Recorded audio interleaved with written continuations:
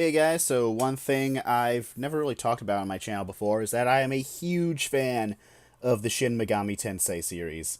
And last week Atlas dropped the trailer, an announcement trailer for Shin Megami Tensei 5. So, uh, I'm gonna try to do a trailer analysis. I've never done this before. Let's see how it goes.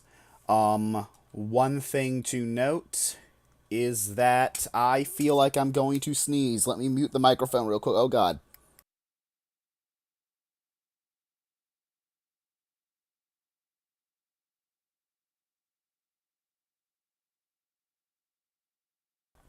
Okay, false alarm. I I muted the mic and then blew my nose. So anyway, and I'm coughing in the mic. Great.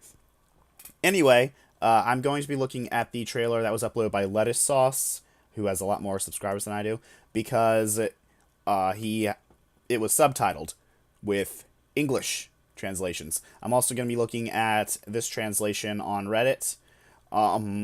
See if there's any points of difference here. With my luck, there's going to turn out to be the exact same translation, but you know. And let's do this.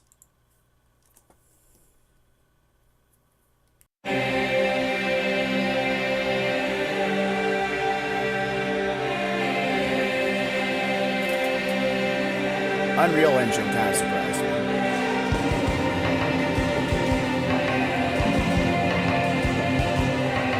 Okay, so modern day Tokyo, which is how both the first and third Shin Megami Tensei games start before everything goes all post-apocalyptic.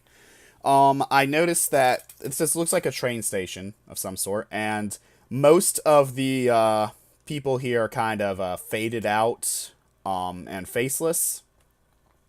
They kind of reminds me of the stylistic choice made in Persona 5, where just random NPCs are sort of given a low detail and just kind of fade into the background. The exceptions, of course, are these two characters who are bright and colorful and really stand out. So I'm assuming these are our main characters. This guy, we see them later on in the trailer too. This guy is probably going to be the main protagonist, and this girl is girlfriend, I don't know yet. It's just speculating wildly off my ass right now. But she might be the sort of the heroine character that you usually see in SMT games, like the original heroine in the first game, or like Isabeau in 4, you know, that sort of thing. All right, gonna play.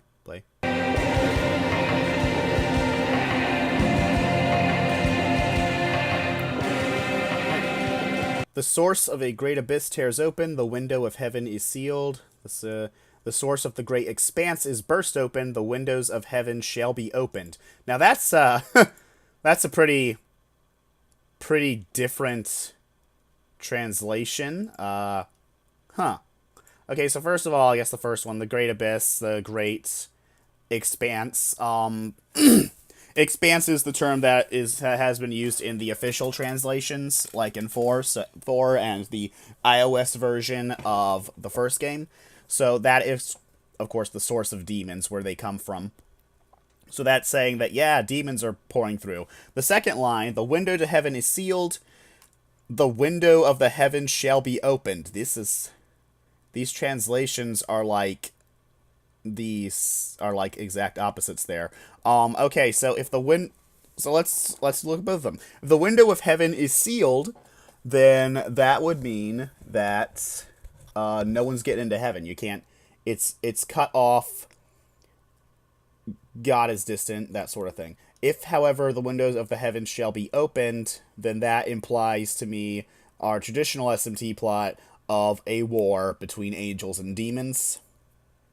The angels coming forth to meet the demons, that sort of thing. And I think that I think that this translation might be the more accurate one, given what we see later on in the trailer. Let's play. I need a better processor. Okay, so now we see it looks like some kind of tunnel. And we see a bunch of dead demons, but obviously some Onis. That looks like an Archangel right there. There's a glowing sword sticking out of that one. And we start heading in. So right there, Shekinah Glory. Did a couple searches here. First off, Shekinah, according to the dictionary, is the glory of the divine presence, conventionally represented as light or interpreted symbolically in Kabbalism, how we pronounce that, as a divine feminine aspect. That is one of those words that I've only ever seen written, so I'm not actually sure how it's pronounced. I think that it's like Kabbalah, so probably Kabbalism, I guess. Anyway, so Shekinah, apparently the word itself actually means dwelling or setting, and denotes the dwelling or setting of the divine presence of God. So it's kind of like the glory of God that is shared when God appears. This translation also gives a little note. The divine presence interpreted as a feminine aspect, the Holy Spirit literally means dwelling in Hebrew. So this would mean that what we got here, this light on this sword, it's possible that sword was wielded by an angel, since it's, in a demon. So maybe we're equating Shekinah or however that's pronounced with that kind of glory with battlefield glory. That would be sort of in keeping with this series. Yeah. The feminine aspect kind of interests me. I know that SMT has drawn from Gnosticism quite a bit. Most notably, Persona 5 drew heavily from Gnosticism, and I know that one of the Japan exclusive games, 9 on the Xbox, had featured Sophia, the Gnostic sort of feminine deity, who's like one of the shards of divinity.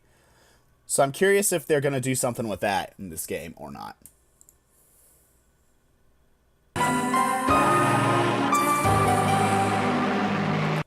Yeah, I think it's interesting how we kind of focus on this Dakini here. I know that the original reveal trailer on the Nintendo Switch stream, before we knew that this was SMT5, prominently featured Odin in his Apocalypse redesign. And of course, Apocalypse had a strong Hindu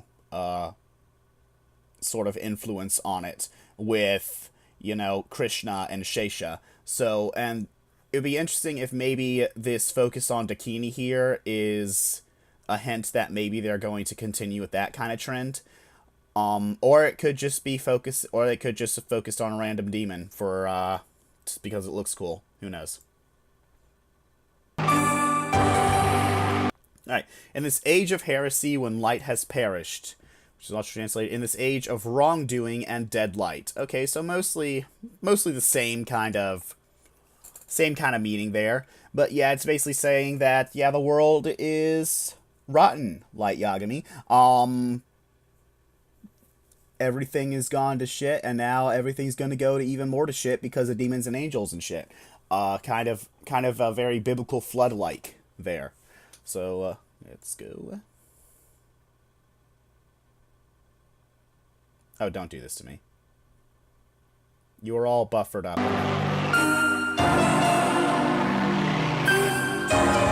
Alright, so now we see post-apocalyptic Tokyo. This strongly reminds me of Shin Megami Tensei Imagine. If you guys remember that was the MMO. This kind of scenery reminds me of that. And Imagine was set in continuity with the first two games.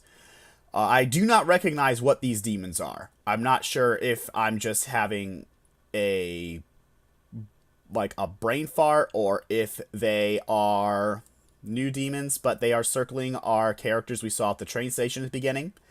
And right as they attack, the word Doth flashes across the screen here. Doth is means knowledge, and it is, there's Kabbalah again. It is a branch in Kabbalah, and is the location, the mystical state where all 10 Sephirot of the Tree of Life are united as one. Let's see if this guy mentions. Doth, this is the place of the Tree of Life where all the Sephiroth are united together. So knowledge, bringing unity. It flashes across the screen right as they attack. We see our protagonist's hand go up. And the screen flashes red as it shudders, and rose petals fly out like blood splatters. Kind of indicating that our apparent protagonist is being killed here. That was me taking a drink, sorry. So, this is interesting to me. Both Nocturne and Apocalypse also start with the protagonist kind of dying. Well, it's kind of arguable in Nocturne's case, but definitely in Apocalypse. And in both cases, you're reborn. So I'm wondering if that's going to happen in SMT5. I'm particularly interested because of the decision to flash Doth across the screen, knowledge, right there, because in Apocalypse, when you are resurrected as the God Slayer, the person who resurrects you is Dagda, who is the Celtic god of knowledge. So, I'm not saying that this is going to be a rehash of Apocalypse. I'm sure it won't be, but there are parallels that I have been noticing. Alright, so we seek a new myth. Yes, we are seeking a new myth with the red text emphasizing new myth. Now, there was a comment on here. So last part about we are blah, blah, blah. The last part where it says we seek a new myth can also be translated to we seek a new legend. But legend doesn't make sense. Oh, God, I hope I don't start hiccuping. But legend doesn't make sense to me. Also, to anyone wondering what the final part says, just as the latest entry and says blah, blah, blah. Okay, so we seek a new myth or we seek a new legend. Basically, this is probably a reference to the protagonist. You are going to be a hero of some kind. You're going to do your shit that, like, redefine the world, as you always do in these games. And a new legend will be born. A new myth will be born from your actions.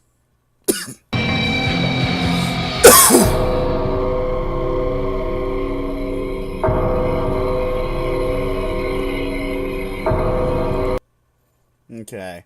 And so the title Shin Megami Tensei appears, and then the text here, which this latest entry SMT series, SMT5, blah blah blah.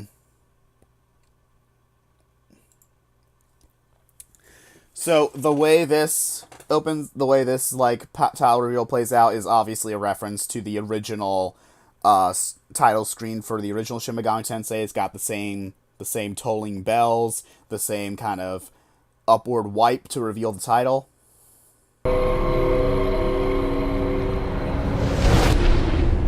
And of course 5 on the Nintendo Switch, all rights reserved. Yeah. So there's really not a lot in this trailer. It's not a very long trailer, but it is very interesting to me. And holy crap, did I really wring out like almost 14 minutes out of a less than 2-minute trailer? Apparently I did. I gotta do more of these things. Alright, so if you enjoyed that, like and subscribe. You know, all that good shit that YouTubers always leave on their stuff. Thanks for watching.